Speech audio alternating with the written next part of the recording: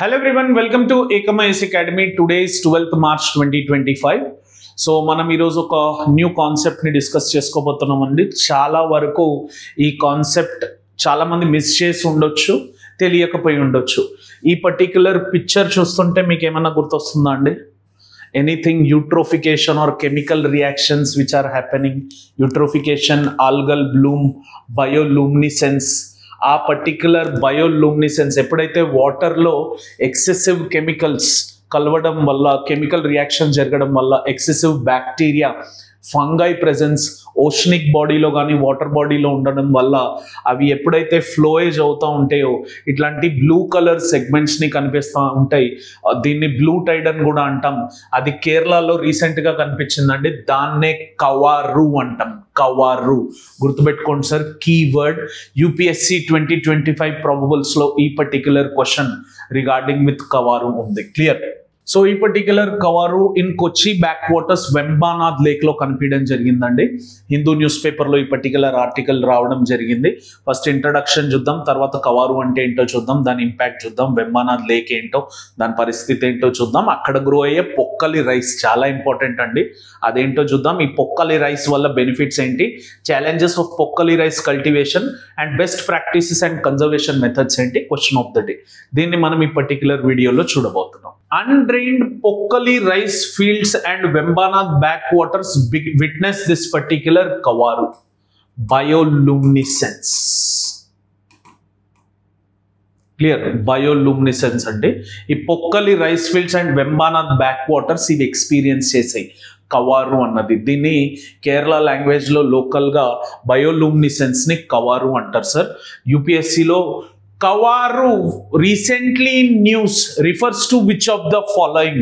ఈ question guaranteed question అండి. మీరు ఇక్కడ చూస్తే కవారు అంటే ఆల్రెడీ నేను చెప్పినట్టు ఇట్ రిఫర్స్ టు బయోలూమినిసెన్స్. ఒక బ్యూటిఫుల్ పిక్చర్ని ఈ పర్టిక్యులర్ వీడియో స్టార్టింగ్లో మీరు చూడడం జరిగింది. It's a natural emission of light by microbes.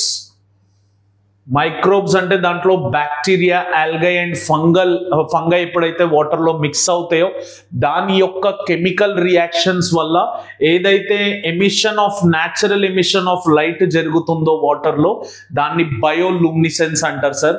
ఇవి జనరల్గా కోస్టల్ వాటర్స్లో కామన్గా జరిగే పిక్చర్ ఇది. అయితే ఏ కండిషన్స్ ఇట్లాంటి కవారుని ఆర్ బయోలూమినిసెన్స్ని చూపిస్తాయి?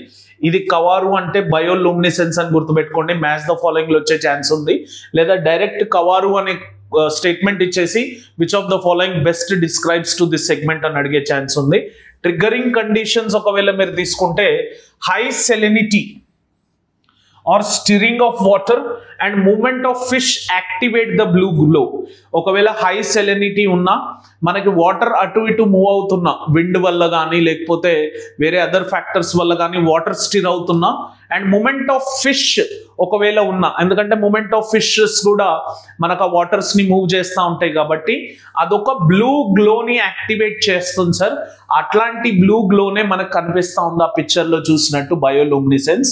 బెస్ట్ వ్యూయింగ్ కండిషన్స్ ఎప్పుడు కనిపిస్తాయి సార్ అంటే dark knights without moon light ఎప్పుడైతే ఉంటుందో, vehicle head lights reduce visibility ఎప్పుడైతే ఉంటుందో మనకి పర్టికులర్ బయోలూమినిసెన్స్ అనే కండిషన్ పర్ఫెక్ట్గా కనిపిస్తూ ఉంటుంది.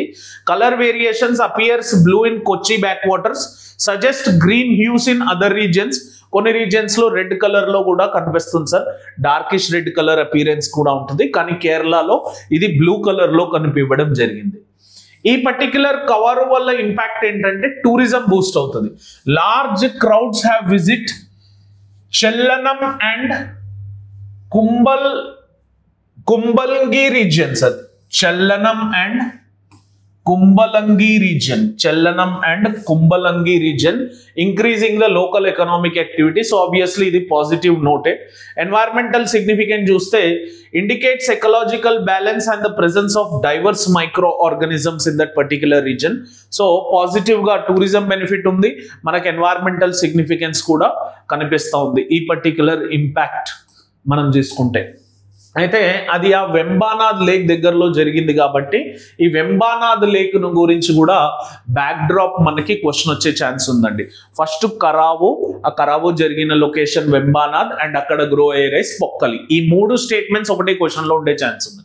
ఇట్ ఈస్ వెంబానాథ్ లేక్ తీసుకుంటే సార్ కేరళలో ఇది second largest Ramsar site in India.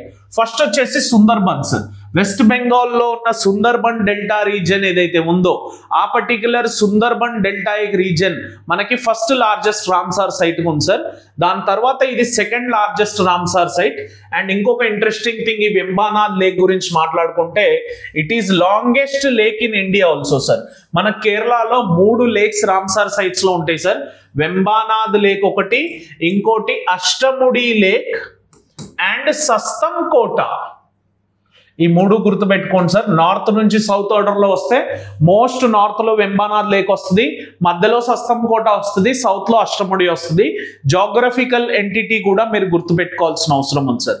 And ఈ వెంబానాథ్ కోల్ లేక్ వచ్చేసి it is the largest brackish water in Kerala, brackish lake in Kerala. అసలు బ్రాకిష్ లేక్ అంటే ఏంటి సార్ అంటే జనరల్ గా 0.5 part/1000 సెలనిటీ కన్నా తక్కువ ఉంటే ఫ్రెష్ వాటర్ అని, 35 part/1000 సెలనిటీ కన్నా ఎక్కువ ఉంటే మెరైన్ వాటర్ అని, ఈ రెండిటి మధ్యలో ఉండుంటే బ్రాకిష్ వాటర్ అని అంటా ఉంటాం.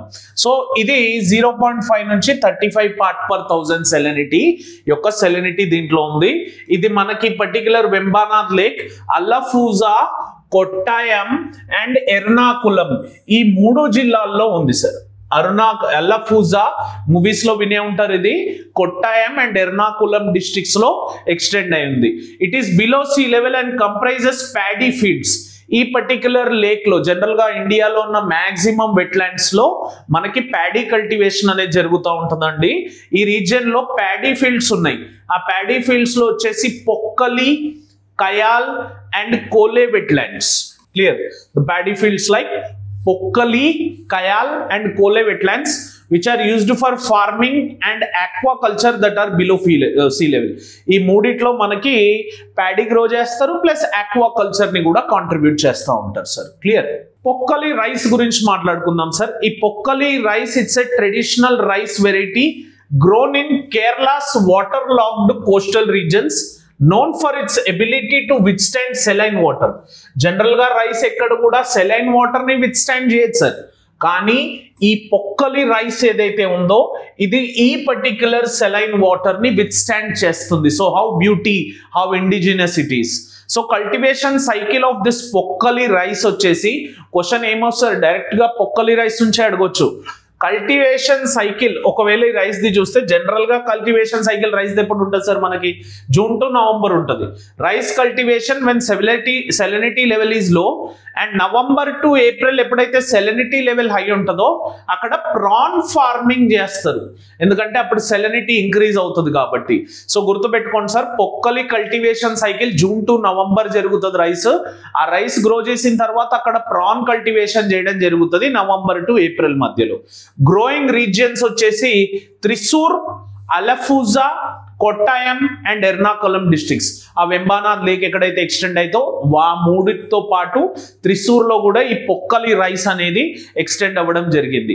జిఐ ట్యాగ్ చూస్తే recognised for its unique cultivation method and heritage.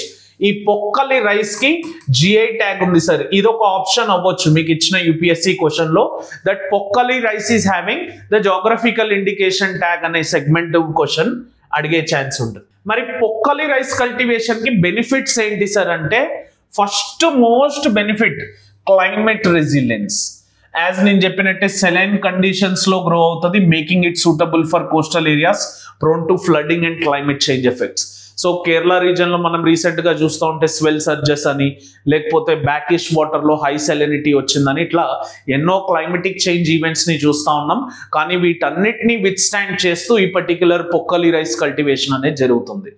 And sustainable farming, integrated rice prawn rotation, అంటే ఒకసారి రైస్ గ్రో చేస్తారు తర్వాత ప్రాన్ కల్టివేషన్ చేస్తారు కాబట్టి soil without chemicals and fertilisers ఈ రీజియన్ లో యూజ్ చేయడం జరుగుతుందండి. So sustainable practice of rotation of this particular crop happens in this region. And economically viable కూడా సార్, ఎందుకంటే increasing demand for organic and climate resistant crops enhances market value. So దీంట్లో పెట్టే ఖర్చు తక్కువ, వచ్చే అమౌంట్ ఏదైతే ఉంటుందో మనం సంపాదించేది ఏదైతే ఉంటుందో అది చాలా ఎక్కువ. అండ్ ఇది highly nutritional value sir. General గా డయాబెటిక్ పేషెంట్స్ ని రైస్ తినొద్దు అంటారు, కానీ ఈ పొక్కలి రైస్ వచ్చేసి high antioxidants and protein, low carbohydrates ఉంటుంది, which is preferred by diabetes management. జనరల్గా ఎవరికైతే డయాబెటీస్ వస్తుందో రైస్ని అవాయిడ్ చేయమని చెప్తారు, మిల్లెట్స్ని ఎక్కువగా కన్జ్యూమ్ చేయమని చెప్తారు. అట్లా ఈ పర్టిక్యులర్ రైస్ని డయాబెటీస్ మేనేజ్మెంట్లో యూజ్ చేయొచ్చు సార్, పొక్కలి రైస్ని. క్లియర్? ఛాలెంజెస్ ఏంటి సార్ ఈ పొక్కలి రైస్ కల్టివేషన్ అంటే? ఈ రైస్ వచ్చేసి లేబర్ ఇంటెన్సివ్ ప్రాసెస్ సార్. అంటే హై లేబర్, జనరల్గా రైస్కైనా కూడా నార్మల్ రైస్కి హై లేబర్ రిక్వైర్మెంట్ కావాలి, కానీ అన్నిటికన్నా కూడా టీ అండ్ కాఫీకి ఎక్కువ లేబర్ ఇంటెన్సివ్ సార్. టీ కానీ, కాఫీ కానీ, షుగర్ కేన్ కానీ, జూట్ కానీ, వాటితో కంపేర్ చేసుకుంటే రైస్కి కొంచెం తక్కువే లేబర్. కానీ ఈ Pokkali rice is labour intensive process which requires specialised farming techniques, makes it less commercially attractive. So దీనివల్ల ఇది కమర్షియల్లీ తక్కువ అట్రాక్ట్ చేసే ఛాన్స్ ఉంది. అండ్ లిమిటెడ్ కల్టివేషన్ ఏరియా, మీరు చూస్తే ఓన్లీ ఈ రీజియన్ లో specific saline and soil conditions ఉండడం వల్ల దీన్ని ఎక్స్పాన్షన్ చేయలేకపోతున్నాం, ఎక్కువ గ్రో చేయలేకపోతున్నాం. ఆ రీజియన్ లో మాత్రమే గ్రో అవుతుంది. ఇది second challenge. And competition from other crops, if you see high yielding commercial rice varieties challenge it's sustainability. ఒకసారి మీరందరూ ఇండియాలో ఉన్న ఇంపార్టెంట్ రైస్ ఇండిజినస్ క్రాప్స్ ఏవేవి ఉన్నాయో చూసుకోండి సార్. రాజ్భోగ్ అనే రైస్ రీసెంట్ గా న్యూస్ లో ఉంది ఉత్తరప్రదేశ్ లో, అక్కడ నుంచి కూడా క్వశ్చన్ వచ్చే ఛాన్స్ ఉంది. Pokkali is indigenous to Kerala, Rajbhog is indigenous to Uttar Pradesh. ఇక్కడ ఏదన్నా pairing chance or match the following chance కూడా ఉంది సార్. సో ఇవి మనం చూసే ఛాలెంజెస్. కానీ best practices and conservation efforts తీసుకుంటే Orunellam Oruminum project, a Kerala initiative enabling 2000 acres of pokkali farms to cultivate rice for the 6 months and fish for the next 6 months. Indaka chupichinattu. So Orunellam Oruminum project. Orunellam ante rice, Oruminum ante fish cultivation sir. And biodiversity preservation చూస్తే Pokkali's genetic traits are valued for developing salt resistant crop varieties. దాని నుంచి మనం ముందుకెళ్ళి GM crops ని కూడా manufacture చేయొచ్చు, different crop varieties నుంచి కూడా ని కూడా దాని నుంచి బయటికి తీసుకోవచ్చు. So these are the best practices and conservation efforts which are being made in particular Kerala region. Coming to the question of the day, indigenous rice varieties గురించి ఇచ్చానండి. Discuss the indigenous rice varieties of India with special reference to Pokkali rice grown in Kerala. Indigenous varieties యొక్క list, అసలు indigenous అంటే ఏంటి, ఆ indigenous varieties వల్ల benefits ఏంటో చెప్తూ discuss the factors responsible for rice cultivation in India. అసలు రైస్ గ్రో అవ్వడానికి సాయిల్ ఏంటి, వాటర్ ఏంటి, లేబర్ ఏంటి, లేకపోతే వర్షం ఎంత ఉండాలి, టెంపరేచర్ ఎంత ఉండాలి, ఏ రీజన్స్ లో గ్రో అవుతుంది. ఇక్కడ మీరు నీట్ గా మ్యాప్ వేసుకొని ఆ indigenous rice cropping growing areas ఏవైతే ఉన్నాయో అవి ఎక్స్ప్లెయిన్ చేస్తూ 250 వర్డ్స్ లో ఈ పర్టికులర్ ఆన్సర్ ని రాయాల్సి ఉంటుంది. ఓకే, సో హోప్ఫుల్లీ అందరికీ పర్టికులర్ వీడియో నచ్చినట్టయితే ప్లీజ్ లైక్ బటన్ క్లిక్ చేయండి and also share this video as much as you can so that education revolution happens. And subscribe to Ekam IAS Academy channel for more and more such kind of videos. Click on the bell icon for continuous notifications. Thank you for watching this video. Have an awesome day. Jai Hind.